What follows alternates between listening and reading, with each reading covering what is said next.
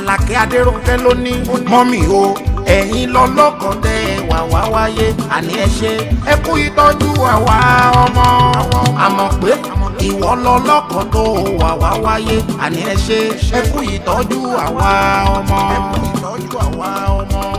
mọ́mì o ẹ̀yin lọ́lọ́kọ̀ tẹ́ wà wá wáyé àní ẹ ṣé ẹ kú ìtọ́jú àwa ọmọ Dorcas ẹ̀yin lọ́lọ́kọ̀ tẹ́ wà wá wáyé àní ẹ ṣé ẹ kú ìtọ́jú àwa ọmọ.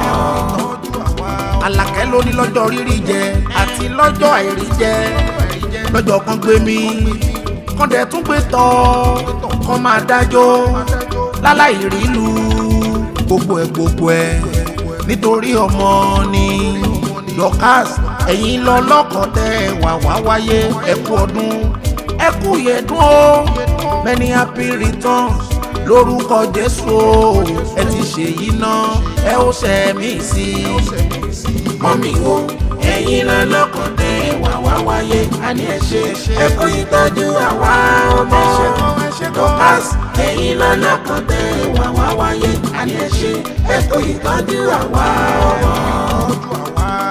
Alake ló ní mọ́mì o wá pẹ́ láyé mọ́mì o wá jẹ́ wọn mọ́ ẹni bá ní kò ní rí bẹ́ẹ̀ afọlójú akànlápá kò sẹ́nu tírélà àkùtù ẹ̀.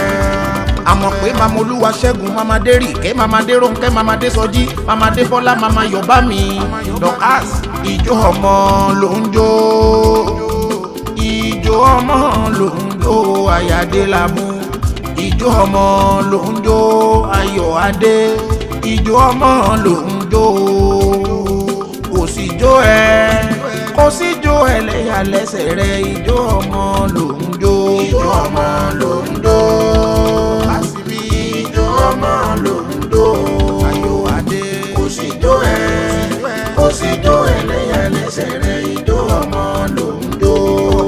Dorcas Ayọ̀ Adé Ayáde Lábú àní adẹnu ọkọ̀ àsìmí o adẹnu ọkọ̀ àsìmí káfọ́mọ́ o adẹnu ọkọ̀ àsìmí o adẹnu ọkọ̀ àsìmí ogun jajaja OGBOMOSHO adẹnu ọkọ̀ àsìmí o adẹnu ọkọ̀ àsìmí o adẹnu ọkọ̀ àsìmí ogun jajaja OGBOMOSHO adẹnu ọkọ̀ àsìmí.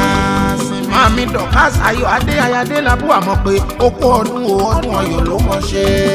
Happy birthday to you o. Ayáde Lábú àmọ́ pé èmi ṣe ń bẹ̀rẹ̀ ní àbọ̀ròde. Mo mọ̀ bẹ́ẹ̀ dúpẹ́ f'Olúwa tó jẹ́ kó rọ́jọ́ òní o pẹ̀lú ayọ̀ àtàláfíà torí pé ọ̀pọ̀ òjò ló ti rọ̀ tílẹ̀ ti fi mú. Àfihàn wọn àfi ń dúpẹ́ f'Ọlọ́run ọba ni.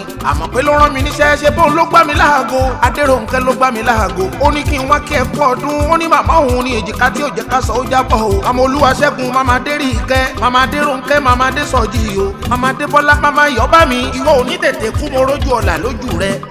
Dòyìká Babaomo ọmọ ní ó dòyìká gbogbo wa tó bá dọ̀jọ́ alẹ́ o. Gbogbo ọmọ lápapọ̀ náà ní kí n kí ẹ kú ọdún. Wọ́n ní àṣẹ tún ṣe lórúkọ Jésù ọba. Ayọ̀ Adé Dorcas mi Ayáde Lábú àmọ́ pé jẹ́nsẹ́ adélé yìí o. Ògbómọ̀ṣọ́ nílé yìí Ògbómọ̀jógun ibi tá a ti jẹ kàkà tó mú kọyan gan. Ògbó ní báwọn jà wọn ò lọ́gbọ́n nínú. Wọ́n ṣe béèrè lọ́mọ ajílété ń bólúwa rẹ̀ ṣe. Ogun ọ̀jàjàjàjàjà kókó wọn l'Ògbómọ̀ṣọ́ lérí. Àmọ́ pé ibi apẹ̀rin sí làápẹ̀ lókè lérin. Ibi apẹ̀fọ̀n sí làápẹ̀ nísàlẹ̀ àfọ̀n. Ibi abákọ̀rá sí làápẹ̀ nísàlẹ̀ ọ̀rá nílé bàbá tó gbé bí wọn lọ́mọ. Àmọ́ pé bàbá tí ló jagun títí ló wọ́n fa kúrò sọ́jà jagun. Ọmọládé ọ̀ká ilé alápá ọ̀jẹ̀ nílé bàbá rẹ̀ alápàníràwé ọmọ agbórí ọ̀ká sẹ̀bọ̀ kó ṣe kùlù mo ṣe mọ́lẹ̀ lápá èkùlù láṣẹ lápá ní ṣẹ́gun o.